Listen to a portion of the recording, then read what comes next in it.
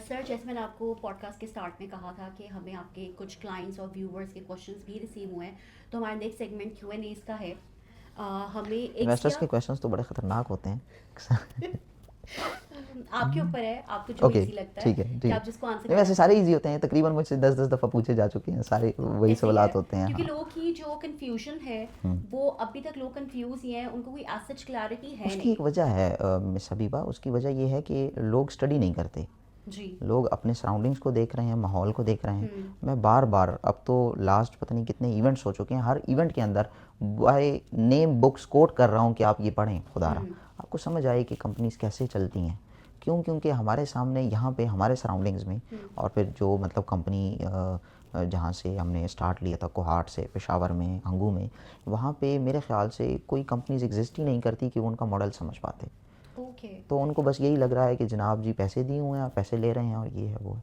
ऐसे नहीं होता। तो इस वजह से उनके जो क्वेश्चंस होते हैं इन्वेस्टर्स के, सॉरी टू से, वो बड़े एक वो होते हैं, टिपिकल एक माइंडसेट के साथ होते हैं, वो एक इन अ ब्रॉडर सेंस नहीं होते। बिल्कुल ऐसे ही है। पूछें आप, नो वरीज, पूछें। ठीक।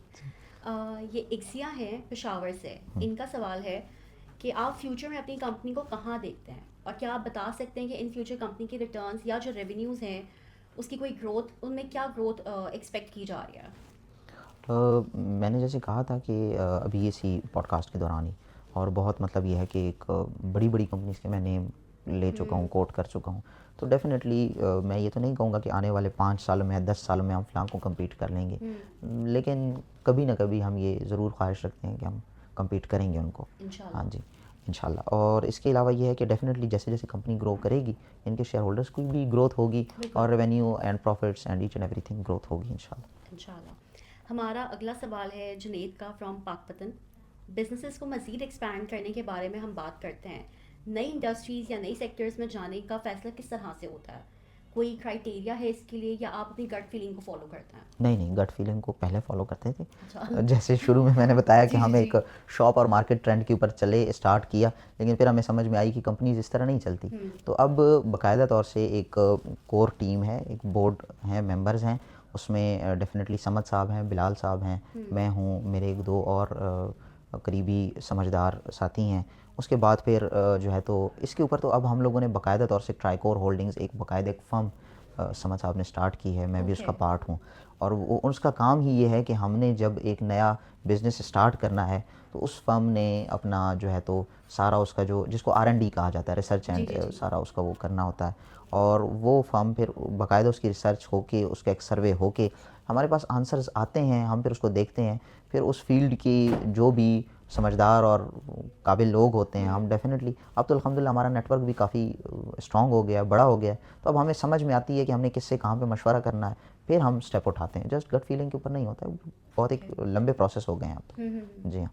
सही। हमारे नेक्स्ट सवाल की तरफ हम चलते हैं। ये है Ali from Bahawal Nagar. International जाने का प्लान है एएस ग्रुप का, और अगर है तो कौन सी मार्केट में आप लोगों ने सोचा हुआ है या कोई नज़र रखी है कि इसमें हम लोगों ने करना है? हम तो ऑलरेडी गए हुए हैं इंटरनेशनली, अगर आप देखें तो हम मतलब सऊदीया में अगर हम फार्मेसीज़ कर रहे हैं, तो ये मतलब हम हेल्थ के उसको हेल्थ की फील्ड को हम ऑलरेडी बाहर टच कर चुके हैं। अच्छा। अब इसके साथ साथ हम डेफिनेटली हॉस्पिटैलिटी एक बड़ी अच्छी फील्ड है, उसको हम टच करना चाहेंगे। एआई एक बड़ी नई और अच्छी फील्ड है, तो हम चाहेंगे हम क्योंकि पाकिस्तान अभी फ़िलहाल एआई के लिहाज से थोड़ा सा वीक है। कंपैरेटिवली बाकी कंट्रीज से थोड़ा सा पीछे है। जी। तो इंशाल्लाह हम चाहेंगे कि पाकिस्तान भी आगे ग्रो करे, और हम भी जब हम बाहर जाने की बात कर रहे हैं डिफरेंट सेगमेंट्स में, डिफरेंट फील्ड्स में, तो एआई है, हॉस्पिटैलिटी है, हेल्थ है, तो हम स्टेप्स ले रहे हैं साथ साथ। कब तक एक्सपेक्टेड है, लाइक जो भी नहीं, हम जा चुके हैं ऑलरेडी इंटरनेशनली, हम जैसे सऊदीया में फार्मेसी चला रहे हैं। अगर तो हम एआई की बात करें या हॉस्पिटैलिटी सेक्टर की बात करें कि आप उसको इंटरनेशनली लेके जाना चाह रहे हैं, तो वो कब तक एक्सपेक्टेड है? कोई आपने अपनी टाइमलाइन डिसाइड की हुई है कि लाइक इतने टाइम तक एक हम, ये हमारी टाइमलाइन है, इस टाइमलाइन के अंदर हमने अपना ये काम जो है वो पूरा करना है? बिल्कुल। हमने कोई ऑलमोस्ट 2 इयर्स अपने ज़हन में रखे हुए हैं कि विदिन 2 इयर्स हम लोग एक फुल फ्लेज हॉस्पिटैलिटी का कोई सेक्टर ओपन करेंगे, और उसमें ये है कि विदिन पाकिस्तान और बाहर भी हम इसको ऑपरेट करेंगे, ऑपरेशनल चलाएँगे विदिन इंशाल्लाह 2 years. By the end of 27 इंशाल्लाह ये चीज़ फुली ऑपरेशनल एक प्लान है। सही। हमारा अगला सवाल है ऑस्कर फ्रॉम लाहौर कि पीओ मॉडल कैसे वर्क करता है और इसका क्या प्रोसीजर है? पीओ मॉडल थोड़ा सा हमारे ये एक पार्टनरशिप प्रोग्राम है, और जैसे हमारा आज का जो पॉडकास्ट का थीम है वो थोड़ा डिफरेंट है। मतलब हम मॉडल ज़्यादा ब्रीफ नहीं कर रहे शुरू में ही। मतलब मैंने आप लोगों को कह दिया था कि हम ज़्यादा वो नहीं करेंगे, ब्रीफिंग की तरफ नहीं जाएंगे। तो सोशल मीडिया टीम इसके ऊपर एक ब्रीफली वीडियो बना के हमारे चैनल्स के ऊपर इंशाल्लाह अपलोड कर देगी। सही। जी तो जिसके भी प्रोग्राम्स को लेके कोई भी क्यूरीज हैं वो इनके सोशल मीडिया को फॉलो करें, जी और वहाँ से आपकी जो भी क्यूरीज हैं या जो भी प्रोग्राम को लेके आपने प्रोसीजर्स को जानना है वो आप वहाँ पे देख सकते हैं। हमारा नेक्स्ट क्वेश्चन है कंजा फ्रॉम लाहौर से कि पाकिस्तान में हमारी ऑलरेडी 4 ब्रांचेस हैं, तो नेक्स्ट किस सिटी में आप एक्सपैंड करना चाह रहे हैं? हाँ, 5 हैं हमारी ब्रांचेस। ओके। हंगू ऑफिस है, सब ऑफिस है, कोहाट के अंदर है, और पेशावर मेन ऑफिस है, रीजनल ऑफिस है, और इस्लामाबाद एक मेन ऑफिस है हमारा लाहौर में है। अभी हम चाह रहे हैं कि लाहौर ऑफिस के अंडर हम 2-3 सब ब्रांचेस ओपन करें, ओके। और ये हमारा इसी 2-3 महीनों के अंदर अंदर ही इंशाल्लाह इसको। प्लान है एक्सपैंड करने हाँ जी, तो सियालकोट प्लान में है, गुजरांवाला प्लान में है, फैसलाबाद प्लान में है। का? ओके। इन तीनों सिटीज़ में या इनमें से कोई 2 सिटीज़ में हम स्टार्ट कर लेंगे, लाहौर के अंडर ही सब ब्रांचेस। ओके। और फिर ये है कि इसी ईयर एंड तक हमारा कराची एक्सपेंशन का प्लान है, वहाँ पे भी बाकायदा तौर से एक रीजनल ब्रांच स्टार्ट करेंगे। सही। हमारा अगला सवाल है डॉक्टर फैसल शराज फ्रॉम पेशावर। जैसे कि वॉर सिचुएशन चल रही है, आपको पता है कि आजकल दुनिया के क्या हालात चल रहे हैं, तो लेट्स सपोज कि पाकिस्तान में भी शुरू हो जाती है, जैसे आपको पता है कि अफगानिस्तान के साथ अल्लाह ना पाकिस्तान की करे। चल जी रही है। जी जी जी जी बिल्कुल। तो अल्लाह ना करे कि ऐसी सिचुएशन में आपको बिजनेस बंद करना पड़ जाता है, तो क्या आप अपने क्लाइंट्स की इन्वेस्टमेंट्स को वापस करेंगे? आ, अगर फिर मैं जिंदा रहा तो ये तो लाइक यही है कि मतलब इतनी एक क्यास मची होगी, और अल्लाह ना करे कोई इस तरीके की सिचुएशन हो जाती है कि लाइक जैसे हम देख रहे हैं इस वक्त जो चल रही है आसपास के पड़ोसी ममालिक में। तो अगर इस तरीके की कुछ सिचुएशन हो जाती है तो उस वक्त तो फिर बड़ा एक वो मचा हुआ होता है, क्या कहते हैं कि लोगों को अपनी जानों की फ़िक्र होती है। और डेफिनेटली उस वक्त के लिए हम लोगों ने भी कुछ स्ट्रेटजीज रखी हुई हैं। हम लोग अपने कुछ एसेट्स को डिजिटली रखा हुआ है, और कुछ एसेट्स को ऐसी जगहों पे रखा हुआ है जो इजीली विदाउट एनी लॉस उनको हटाया जा सकता है, ठीक है, या वही लॉस जो बड़ा मिनिमल सा जो एक मार्केट वैल्यू के मुताबिक होता है, जिसको मतलब बड़ा इजीली बियर किया जा सकता है। तो हम डेफिनेटली मतलब ये है कि जब अगर बिज़नेस नहीं चलाया जा सकता तो फिर लोगों की अमाउंट्स अपने पास रखने का क्या फ़ायदा है। तो फिर तो हम लोगों ने इसके ऊपर एक प्लानिंग की हुई है, और ये हम अपनी कंपनी की 60-70% अमाउंट के साथ की हुई है। तो मतलब ये है कि हम 60-70% के ऊपर इट्स सेफ़ फिगर मेरे ख्याल में अगर देखा जाए तो ये एक सेफ़ नंबर है कि जिसके ऊपर आप अगर अपने इन्वेस्टर्स को सेव किए बैठे हैं तो आप सेफ़ हैं। बिल्कुल। बाकी अल्लाह ना अगर ऐसी सिचुएशन हो, और पाकिस्तान मेरे ख़्याल से दूसरी कंट्रीज़ की निस्बत काफ़ी स्ट्रॉन्ग भी है देखा जाए तो, इंशाल्लाह पाकिस्तान के साथ पीछे पास में कोई 1-2 इस तरीके से एक्सपेरिमेंट्स करने की कोशिश की भी गई है। बिल्कुल। तो पाकिस्तान ने बता दिया है कि मतलब हम कोई वैसे ही नहीं हैं कि मतलब हमारे साथ कोई कुछ भी भी आएगा और कुछ भी कर जाएगा। हाँ, राइट। इवन जो दुनिया की अगर सुपर पावर्स भी हैं तो वो भी पाकिस्तान की तरफ देखते वक्त ना एक दफ़ा सोच लेती हैं बिल्कुल कि हम यहाँ जाएंगे तो फिर हमारे पास वापसी का कोई ऐसा निशाना नहीं होता। इवन ईरान ने बता दिया है कि मतलब ईरान हालांकि पाकिस्तान जितना स्ट्रांग नहीं है। पाकिस्तान जितना स्ट्रांग नहीं है, उसकी आर्मी स्ट्रांग नहीं है, एटॉमिक पावर नहीं है, लेकिन फिर भी बता दिया है कि मतलब अगर आप यहाँ आ रहे हैं इस खत्ते की तरफ तो आपको भुगतना जवाब पड़ेगा। मिलेगा। हाँ जी, तो फिर पाकिस्तान तो वे मोर स्ट्रॉन्गर है, वे मोर बिगर है ईरान से, ऐसा है नहीं इंशाल्लाह। जी, इंशाल्लाह। बल्कि पाकिस्तान को तो मैं ये समझता हूँ कि लोग इस वक्त पाकिस्तान की ऊपर ट्रस्ट किए बैठे हैं कि अगर हमारे ऊपर कुछ आता है, पाकिस्तान हमें जैसे हमारी support गल्फ़ करेगा। कंट्रीज़ हैं, जी, सऊदीया है, जी। ये इसने इन हालात से, क्योंकि जो बिग माइंड्स होते हैं उनको पहले से अंदाज़ा होता है कि दुनिया के हालात क्या चल रहे हैं ना, आने वाला साल कैसा होगा, आने वाले 10 साल कैसे होंगे, वो प्लान किए बैठे होते हैं। जी। तो उन्होंने पाकिस्तान के साथ पिछले ही साल मुआहदे इसी वजह से किए हैं, उनको पाकिस्तान के ऊपर ट्रस्ट है, पता है कि कुछ भी होता है तो तुम्हारे दे कैन back डिफेंड में अस। ये, yes। हाँ बिल्कुल, दे कैन डिफेंड अस। तो डेफिनेटली फिर पाकिस्तान खुद की हिफाजत बड़े अच्छे से कर सकता है। बिल्कुल। नेक्स्ट क्वेश्चन है हमारा मोहम्मद अकबर सानी की तरफ से फ्रॉम सऊदी अरेबिया।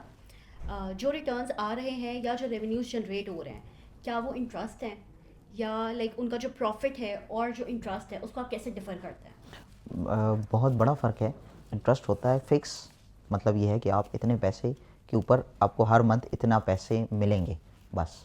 उसमें कोई लॉस नहीं होता, उसमें कोई फ्लक्चुएशन नहीं होती, एक फ़िक्स रिटर्न होता है या एक ब्रैकेट दे दी जाती है कि इतने से इतने के दरमियान आपको मिलेगा। एएस ग्रुप का ऐसा कोई भी कॉन्सेप्ट नहीं है। इंशाल्लाह इसके ऊपर भी एएस की सोशल मीडिया टीम एक प्रॉपर वीडियो इन दोनों चीज़ों के ऊपर, एक पीओ मॉडल के ऊपर भी और ये अपना एक ग्रॉस उसका और प्रॉफिट की डिफरेंस हाँ, भी। इंशाल्लाह इन दोनों के ऊपर एक वीडियोस हम डलवा भी देंगे। लेकिन बहुत ज़्यादा फ़र्क है, अगर मैं बहुत डिटेल में जाऊँगा तो बाकी ये है कि इसको शरीयत की ज़बान में मुज़ारबा कहते हैं और ये है कि ये बिल्कुल ठीक है, इस्लामिक पॉइंट ऑफ व्यू से बिल्कुल सही है। और ओके। हमारी जितनी टर्म्स हैं ये या तो मैंने ख़ुद किताबों से देख के और फिर उसको अपने उस्तादों से वेरीफ़ाई करवा के और फिर उसके ऊपर बाकायदा फ़तावे लेके और उसको ठीक रखा है। ओके, यानी कि हमारे पास इन चीज़ों के फतवे हैं जी, जी, ऑलरेडी जिस पर हम बिल्कुल काम है, कर रहे बिल्कुल हैं। है। इसको तो पास्ट में भी कई दफ़ा शेयर कर दिया गया है, एक दफ़ा दोबारा भी कर देंगे इंशाल्लाह। सही। अब चलते हैं हमारे नेक्स्ट सेगमेंट की तरफ। पार्टनरशिप्स ग्रुप के कोर में है। आप कैसे लाइक जानते हैं कि कोई पार्टनरशिप सही है और क्या ये चीज़ उसको लॉन्ग टर्म काम करवाती है? पार्टनरशिप सही होने के लिए सबसे पहले ज़रूरी होता है कि आपका पार्टनर सही है कि नहीं। बिल्कुल। इसीलिए मैंने शुरू में अर्ज़ किया कि फाइनेंशियल चीज़ें कुछ और होती हैं और इंसान बाज़ों का डिफरेंस हो सकता है। तो आपने उसके देखने हैं कि उसकी फाइनेंशियल कमिटमेंट्स क्या हैं, कैसी हैं, उसके बाद ही आप किसी को समझ सकते हैं कि आपने उसके साथ पार्टनरशिप करनी है कि नहीं। और अगर आप किसी कंपनी के साथ पार्टनरशिप कर रहे हैं, जो कि अल्हम्दुलिल्लाह अब तो एएस डिफरेंट कंपनीज़ के साथ भी पार्टनरशिप कर रहा होता है, प्लान कर रहा होता है, तो उसमें हम उस कंपनी की मुकम्मल एक वैल्यू देख रहे होते हैं, उसका एक ऑडिट करवा रहे होते हैं, उसके प्रॉफिट को, लॉस को, उसके बिज़नेस कहाँ से आ रहा है, कहाँ जा रहा है, कल को अगर कोई भी हालात ख़राब होते हैं तो कैसे उसको वो बिज़नेस को वो रन करेगा, ये सारी चीज़ें देख के उसके बाद ही पार्टनरशिप डिसाइड की जाती है। सही। अभी इस टाइम पे ग्रुप कोई ऐसा चैलेंज फेस कर रहा है जिसको आपको लग रहा हो कि मतलब आप एक्साइटेड फील कर रहे हो ऐसे किसी चैलेंज को सॉल्व करने के लिए? एक्साइटमेंट तो हमेशा ग्रोथ के हवाले से ही रहती है हम्म। इंशाल्लाह, मतलब उसी को अचीव करने के लिए होते हैं। कोई ऐसा अल्हम्दुलिल्लाह चैलेंज हम नहीं फेस कर रहे हैं कि जिसको हम सॉल्व करने के लिए फ़िक्रमंद हों, परेशान हों कि हम ये समझें कि यार इसको सॉल्व करना ही करना है। बाकी इंशाल्लाह कोई ऐसा प्रॉब्लम नहीं है। सही।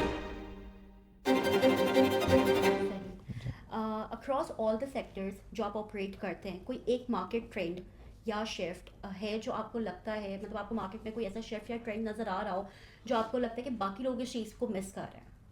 हाँ, बिल्कुल लोगों असल में हमारी एक ये मैं समझता हूँ कमज़ोरी है कि हम उस फ़ील्ड में उस वक़्त जाते हैं जब पूरी दुनिया वो फ़ील्ड छोड़ चुकी होती है। छोड़ चुकी होती है। जैसे अब मैं समझता हूँ हमारे स्टूडेंट्स ने हमारे जितने भी हमारे लोगों के पेरेंट्स थे उन्होंने अपने बच्चों को डॉक्टर्स तब बनाना शुरू किया जब लोग आईटी की तरफ मूव कर चुके थे। फिर हमने अपने बच्चों को आईटी में तब डालना स्टार्ट किया जब लोग आईटी को छोड़ के और रोबोटिक्स और एआई की तरफ एआई की चले तरफ गए चले थे। गए हैं। तो अब मैं समझ रहा हूँ कि इस वक्त लोग पाकिस्तान में और इवन के स्टडीज़ में हमारी यूनिवर्सिटीज़ इसके ऊपर ज़्यादा तवज्जो नहीं दे रही हैं, देना चाहिए एआई के ऊपर और रोबोटिक्स के ऊपर, कि ये दौर ही इन्हीं दो चीज़ों का है। लोग अब अपनी सहूलियात के लिए रोबोट्स को मंज़र पे ला रहे हैं बहुत ज़्यादा। मतलब ये है कि इवन जापान तो इसके ऊपर बहुत पहले चला गया है और बाकी भी ममालिक जा रहे हैं, हम बहुत पीछे हैं इसमें। इवन लेकिन हमें अब कहीं रोबोट्स नहीं नज़र आते, वो लाहौर बात जैसी भी सिटी है। में हमें नहीं नज़र आते, कराची में नहीं नज़र आते, तो मतलब फिर हम क्या एक्सपेक्ट कर सकते हैं। तो वहाँ पे तो मॉल्स में रोबोट्स घूम रहे होते हैं, एज अ वेटर उन्होंने रोबोट्स रखे हुए हैं। यस। तो रोबोटिक फील्ड है जो जिसके ऊपर हमने आना ही आना है डेफिनेटली। हम रियल स्टेट के ऊपर उस वक्त आए जब पूरी दुनिया में रियल स्टेट बैठ चुकी थी। तो हमने क्या किया, 3-4 साल हमने अपने ज़ोर के ऊपर उसको चलाया, लोगों ने अपने पैसे 10 गुना बढ़ा लिए और उसके बाद फिर अब वो बैठ गए बेचारे। अब जिसने जो प्लॉट लिया हुआ है वो नुकसान में है, वो बिक ही नहीं रहे, जिसने घर लिए हुए हैं वो बिक ही नहीं रहे और इन्वेस्टमेंट्स कहाँ करनी है उनको अंदाज़ा ही नहीं है। अंदाज़ा नहीं है। इसके साथ साथ जो एक फ़ील्ड है जिसको अब तक पाकिस्तान रिकॉग्नाइज़ नहीं कर सका है, तो इस प्लेटफॉर्म की मदद से मैं बताना चाहूँगा कि वो डिजिटल करेंसी का प्लेटफॉर्म है।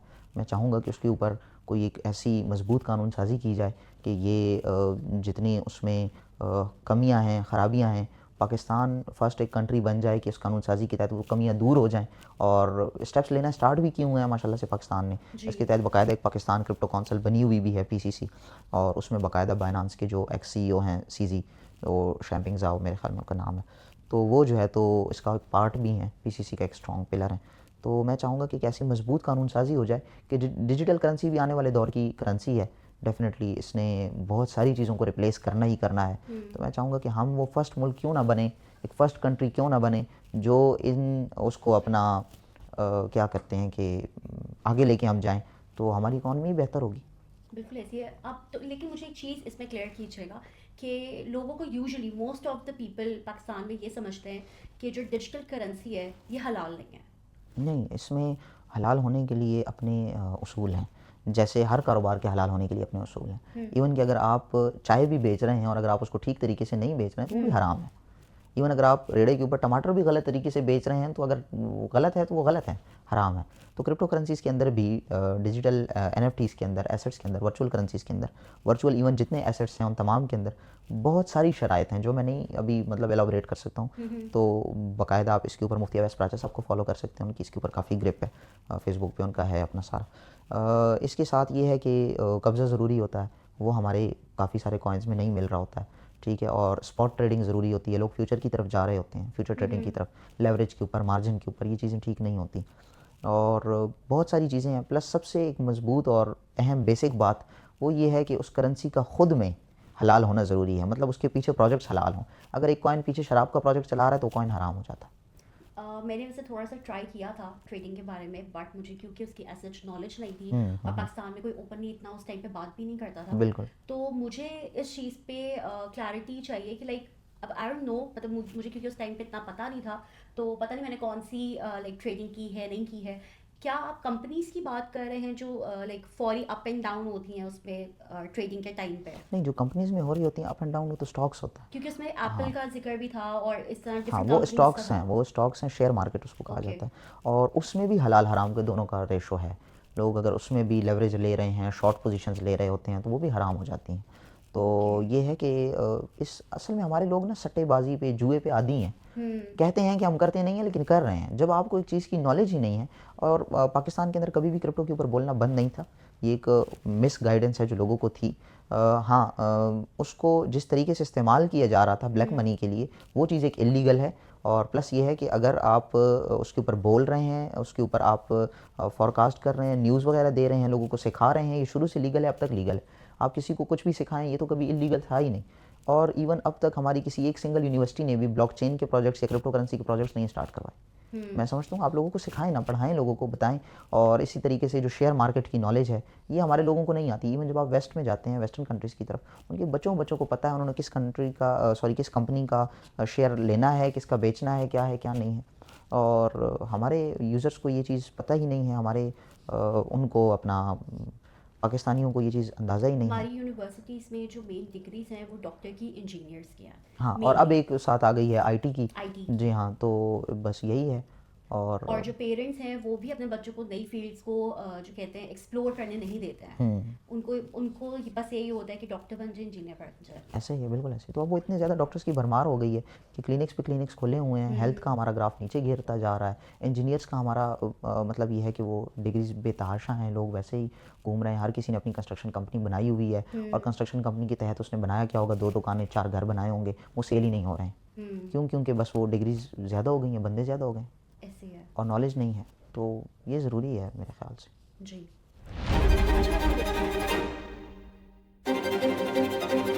अच्छा, आपने देखा होगा कि बिजनेसेस जो हैं वो बहुत तेज़ी से स्केल करते हैं और फिर कोलैप्स कर जाते हैं।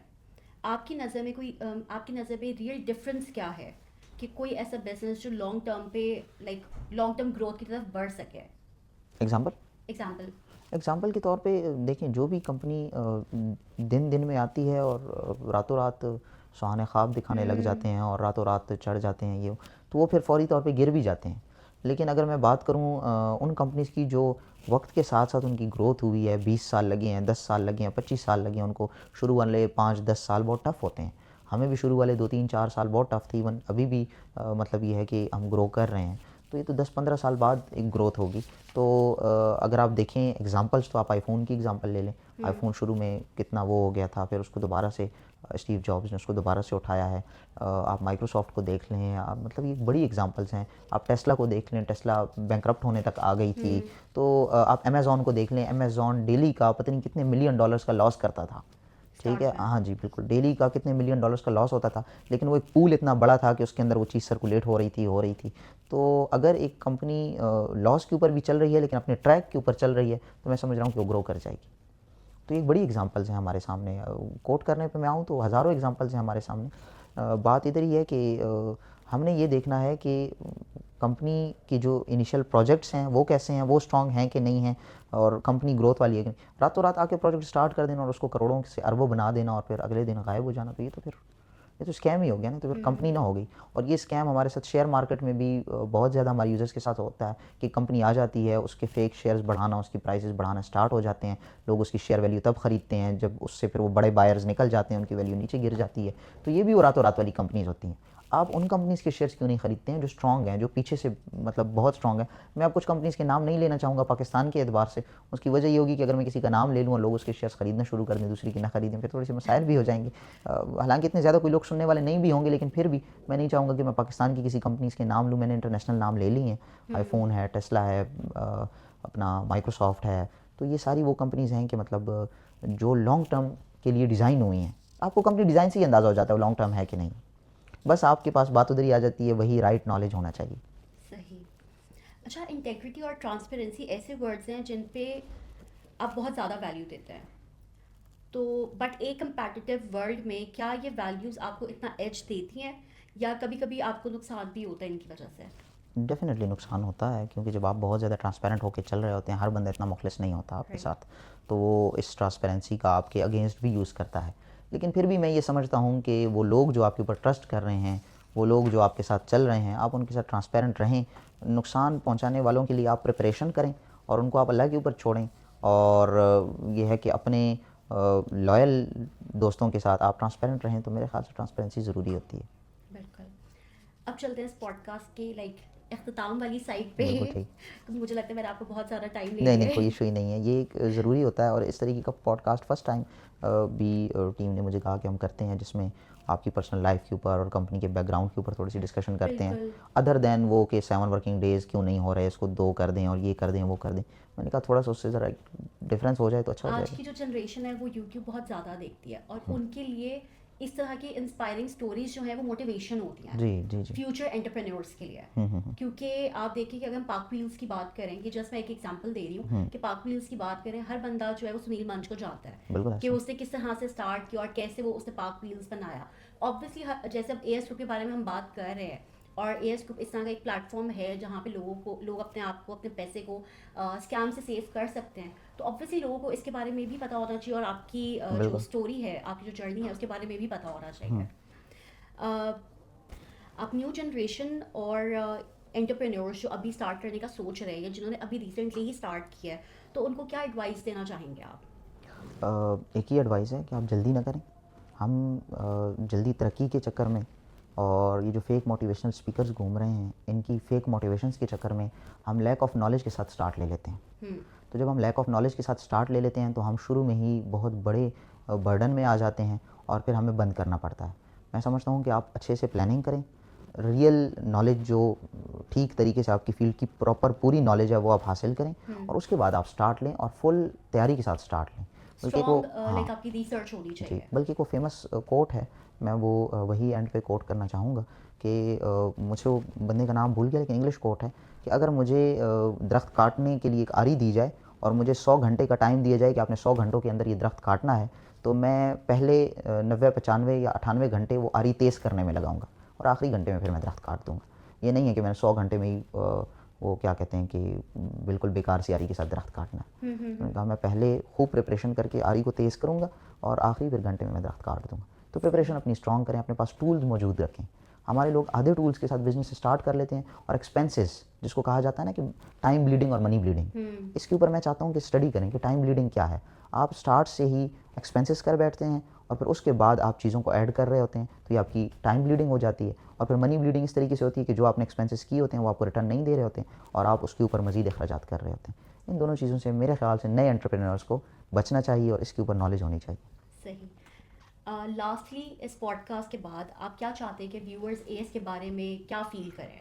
मैं समझता हूँ पॉजिटिव फील करें, एनर्जेटिक फील करें अपनी कंपनी के ऊपर, अपने जो मतलब जिनको उन्होंने एज आगे रखा हुआ है मैनेजमेंट को, उनके ऊपर ट्रस्ट रखें। तो इंशाल्लाह अल्लाह पाक बेहतर करेंगे और सारी चीज़ें अल्लाह पाक मज़ीद भी इंशाल्लाह, मैं उम्मीद करता हूँ कि ज़्यादा तरक्की वाली तरफ जाएंगे इंशाल्लाह।